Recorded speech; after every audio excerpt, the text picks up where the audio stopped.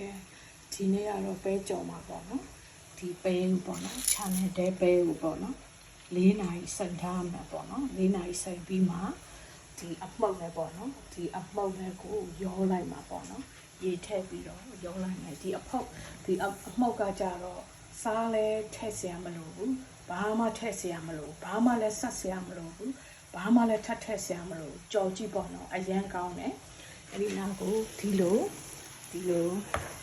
အရေအနေထားနဲ့ပေါ့နော်ဒီလိုအရေအနေထားနဲ့ကိုကြော်ကြတာပေါ့နော်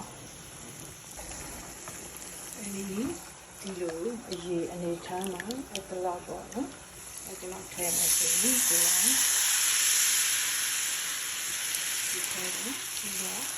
ဒီလည်းအရေလေးနဲ့ဒီမှာကလည်းလိုက်တဲ့ခါကျအဲ့ဒါကိုထားလိုက်မယ်ဆိုပြီးတော့ဒီမှာဒါဟိုမာသွားပြီးတော့အဲ့ဒါရက်စီလေးနဲ့ယူလို့ဒီအပေါ်မှာကျန်ပြလိုက်ရင်ခဏလေးလည်းမာလာတာပေါ့နော်မာလာတဲ့အချိန်မှာဒီဘက်ကိုရောင်းပြီးတော့ကြုံနေဆိုရင်ဒီအခြေအနေရှိသွားတာပေါ့နော်အဲ့ဒါခဏလေးထားလိုက်မယ်ဆိုရင်လာပါကျွတ်ရောနေတော့ပဲကြော်ရတာပေါ့နော်ဒီပဲကြော်ရဘူးအလုံးနဲ့ပိတ်နေထားမယ်ဆိုရင်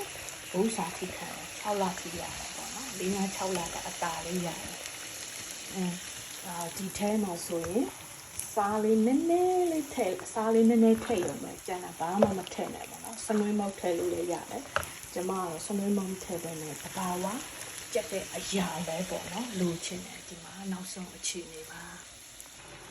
ဖြောဆက်ထားတဲ့ဒီအနေထားမှာပေါ့နော်ဒါကိုလောက်ယူပြီးတော့အိုးအရန်ကြီးတော့လည်းမကြအောင်အရန်ကိုဘယ်လဲခွာတာထက်တာပေါ့နော်အဲ့လိုပေးပြီးတော့ဒီနောက်ထပ်အရေနည်းနည်းယူပြီးတော့ဓာတ်ကနေလိုက်ပါပေါ့နော်ဓာတ်ကနေလိုက်ပါမယ်ရှင်ပြီးတော့ဒီဘက်မှာမာပြီးတော့ဒီဘက်အခန်းကိုထည့်ရမှာပေါ့နော်အဲ့ဒါဒီစီလေးနည်းနည်းနဲ့ဒီဘက်ကခုနလောက်ထားတဲ့အဲ့စီပေါ်မှာနည်းနည်းစီဝအောင်ပေါ့နော်စီလောင်းထည့်လိုက်မယ်ပေါ့နော်လောင်းထည့်လိုက်မယ်ဆိုရင်ခဏလေးမာလာမယ်ဆိုရင်ခွာပြီးတော့ဒီဘက်ကိုပြောင်းလိုက်မယ်ဆိုရင်ခဏလေးပြန်ကြော်လိုက်မယ်ဆိုရင်နောက်ဆုံးအစီရောက်သွားတာပေါ့နော်ဒီဥစ္စာဆိုရင်ဒီကဘူးလေးလုံးနဲ့ဘူးနဲ့မှာထည့်ရင်